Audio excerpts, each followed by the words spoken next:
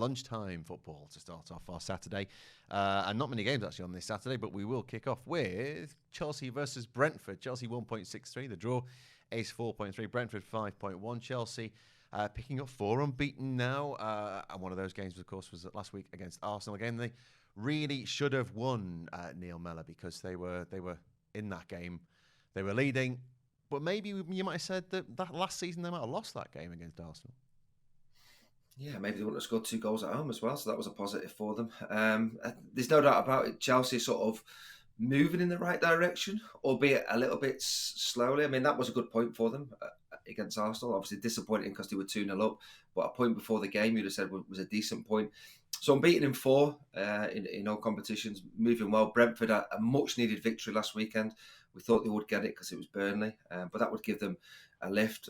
I mean, looking at them odds, I don't trust Chelsea enough at those odds. I think if it was closer to 2, I'd be a lot happier to go on. But at sort of 1.6, what is it, 1.63? I still think Brentford could nick a point here. I don't think Chelsea are going to win the game convincingly, like perhaps those odds would suggest. I think Brentford will certainly be in this game. Yeah, Paul. You look at Chelsea, and we've said it, haven't we, for the last several weeks, months even. Is this the point where it's going to turn? They're turning a bit like the QE2 at the moment. It's taking its time. 1 in 12 at Stamford Bridge, I think it is, which is it's very un-Chelsea like. The home record, they've been beaten by teams at home that you certainly wouldn't have expected them to get beaten by. The corner has turned if you look at results. They dug in and got the result against Arsenal. They won against Burnley, won against Fulham. But they're teams that you would expect a Chelsea side to beat. Listen, I've said before, I think the quality they've got in the side is not for the here and now. It's for the next 12, 18 months. Cole Palmer, I think he's come into the side. I think he's done excellently well when I've watched him. And I think the age of the squad that they've got, listen, they're still misfiring. They're not scoring goals. I mean, what was it last week? One was a fluke, and they're not free scoring. You know, there's the goal scoring for them is still a problem, and I think that will be going forward. Their home record at Stamford Bridge isn't great. Brentford have won 2 out of the last 3 meetings. But look at Brentford this year. You talk about the bottom teams, and you look at the bottom 4, 5, 6. Brentford are just sitting above that. They're unpredictable. They're shipping goals this year. Like, we haven't seen them do that before. But like I said, they've won the last 2 of the 3 meetings with Chelsea. And it's not going to be as clear-cut as those odds suggest. I personally would back Chelsea at home, having turned a corner, looking better than they have. But I think this Brentford team can still cause them problems. Yeah, it's one of those, isn't it, where you look at it and you go, well, it should be Chelsea. And you say that every week. And Brentford have this decent record at the Bridge as well. You can't really go in on... Maybe the price is putting me off anyway. Yeah, I think you need to build something. I'm with Paul on that one. Fancy Chelsea, but it wouldn't surprise you, would it, if sort of Brentford did nick a point? I wouldn't be backing Brentford to win there. I feel as though Chelsea have improved in that sense. So both teams to score could be an option. I mean, Brentford have scored in 8 of the 9 Premier League games. So despite not having Tony, they're still good for a goal. I don't think they're good for 2 goals at Stamford Bridge, but maybe 1 goal. And then whether Palmer can continue the good form, 2 in 2. So he's a likely scorer candidate. Unlikely goal scorer, due 1, Chelsea. Who do you think I'm going to go for? One of the best players, Enzo Fernandez. Game 28. Game 28 in the Premier League. It's too good to not score. 28, game 28. So maybe he might be an unlikely goal scorer for you. Let's say Brentford have been conceding. Well, they have been in the lead in lots of games, haven't they? So there's definitely if you can find to come from behind. There's to win from behind. Chelsea to win, having gone a goal down, is 8.75. You can also put that in your bet builder for Chelsea for Brentford to at least give away a lead. You can have to win or draw. Paul, what are you thinking on this? The 1.65 on Chelsea you've got to try and make a bit of value out of that, haven't you? Yeah, I mean, Chelsea fans, you're going to have to get pad that out with a goal scorer, with how many goals, etc. Put some corners in there, put some cards in there. West London derby, always going to be feisty. Look at the referee. Look who's refereeing it. But his history of cards, whatever. Goalkeeper's always a good one to get booked these days because of the time wasting, new rules. The amount of people that have made money this season on backing goalkeepers in the second half. If the team's winning, with the time wasting, it's almost guaranteed that they're going to pick up a card. But I think, Chelsea will nick it. I think both teams to score is a good shout. But it's all whether Chelsea can score goals or not. And I think that will be the key. Before the Burnley win last week, Brentford was 6 winless. So, one swallow doesn't make a summer. I can't see their season changing around on one win against Burnley. They will make it difficult for Chelsea, but I think Chelsea nick it with both teams to score. Your referee is Simon Hooper, so make of that what you will. That's Chelsea. We'll see how he gets on with the VAR this time. That's Chelsea versus Brentford. Spurs Liverpool. He was the ref. He was the ref, exactly. Chelsea versus Brentford. We'll see how the communication goes this time. That is the early kickoff in the 12:30. We think Chelsea, but maybe not on the price. Try and bump that up in some way, whichever way you can.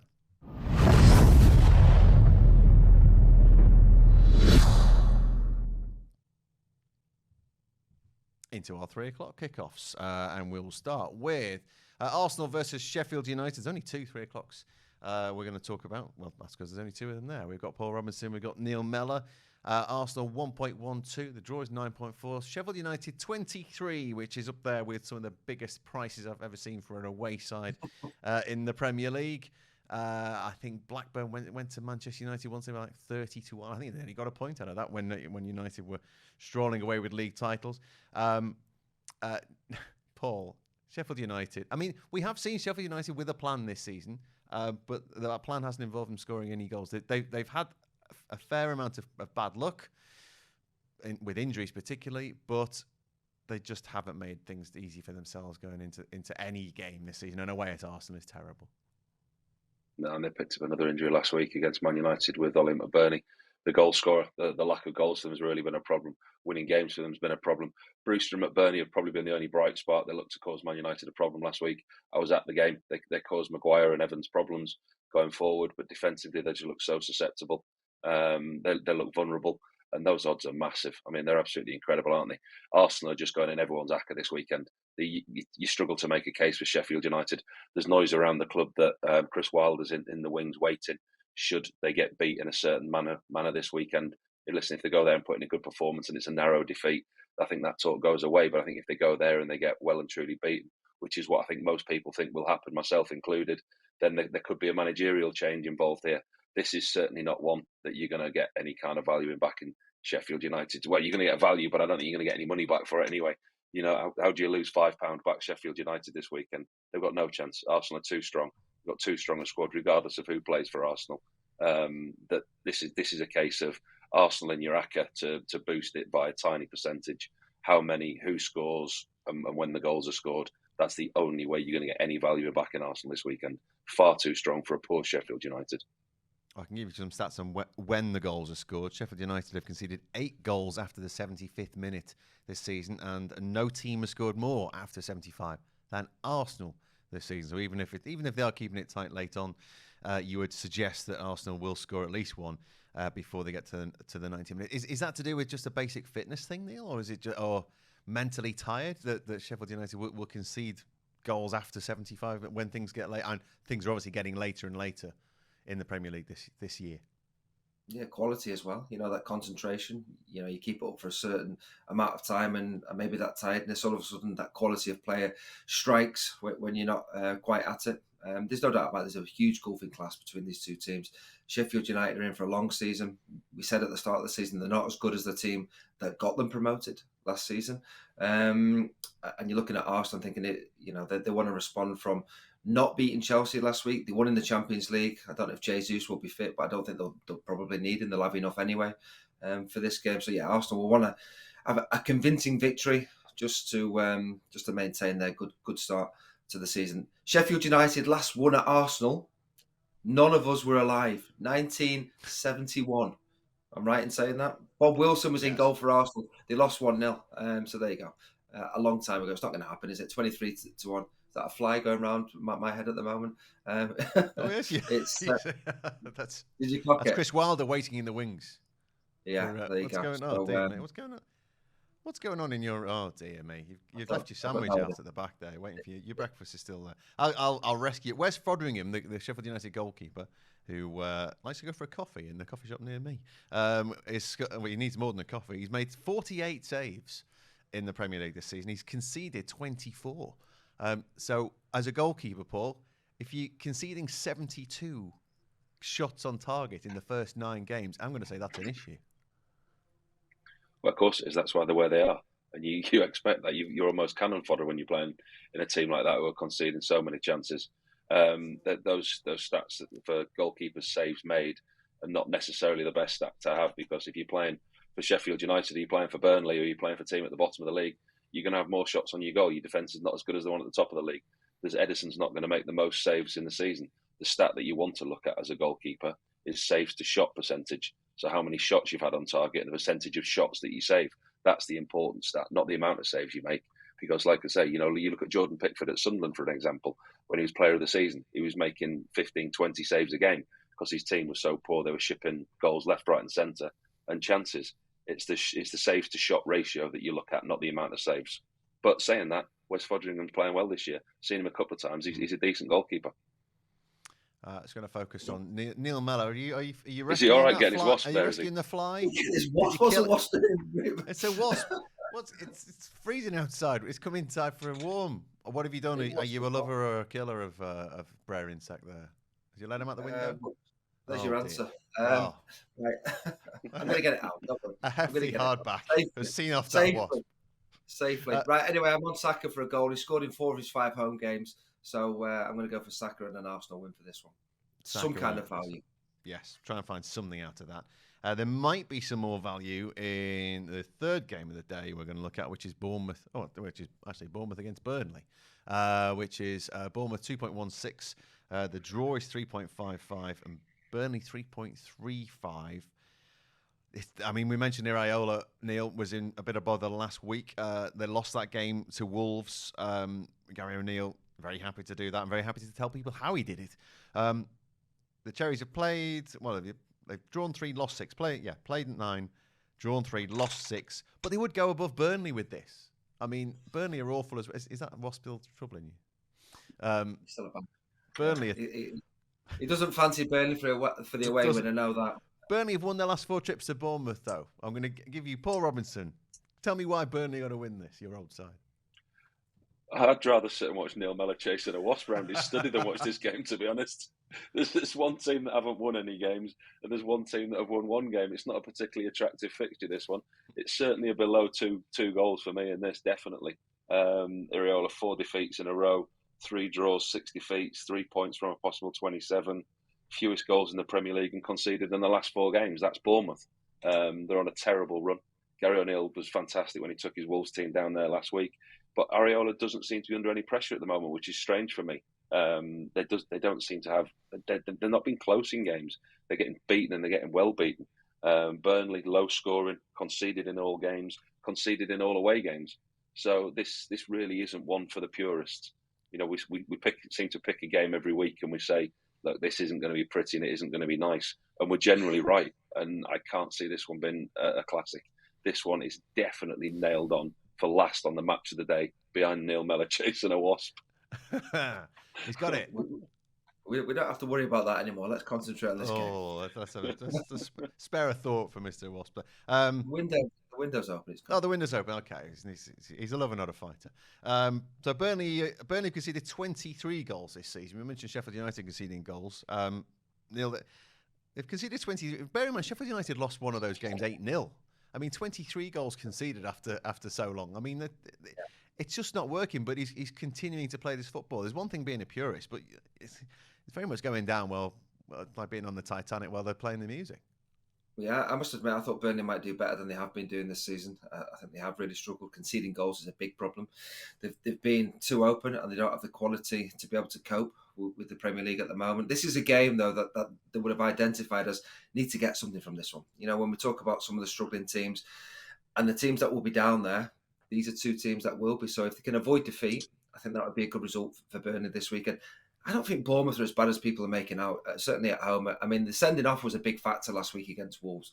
You get sent off with half an hour to go. Wolves score a late goal. So I don't think they lose that game if they play with 11 men. Bit silly from Lewis Cook, the head. But I think Bournemouth are good for something at home today. I know the manager's under pressure. Those odds aren't bad, if I'm being honest. So I'd be on Bournemouth for a win more than certainly Burnley. Goal scorer. So Bournemouth to either draw or win. Billing to score. He hasn't scored. Here you go. 17 without. And I'd put him as one of the key players for Bournemouth. I know Solanke scored last week, but I do like Billing. So Billing, 17 without, he's due a goal. They're at home, so I wouldn't be surprised if Billing got a goal. Bournemouth to draw or win.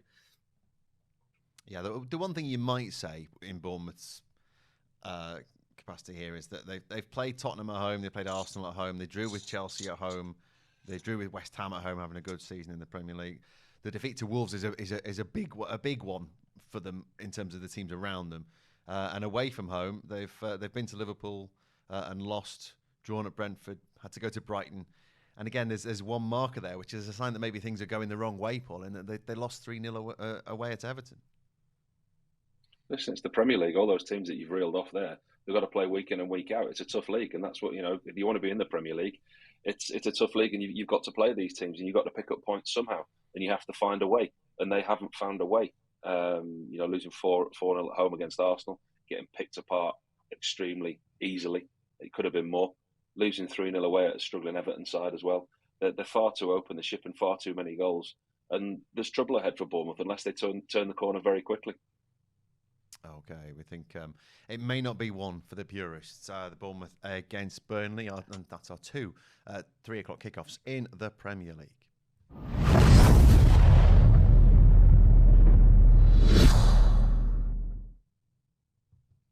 The 5:30 in the Premier League on this Saturday evening is, get the right button, it's Wolves against Newcastle. Wolves 4.3, the draw is 4.1, Newcastle 1.77.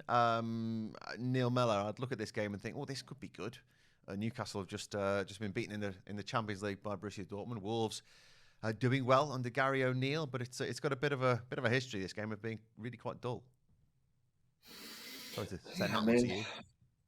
Well, I'm looking at that odds, and I was fancying Newcastle, but they're not that appealing odds, are they? Because Wolves are going well at the moment on a good little run. They've beaten City at home. They've picked up a point against Villa as well. So it's not going to be easy for Newcastle. I do think it'll be a close game.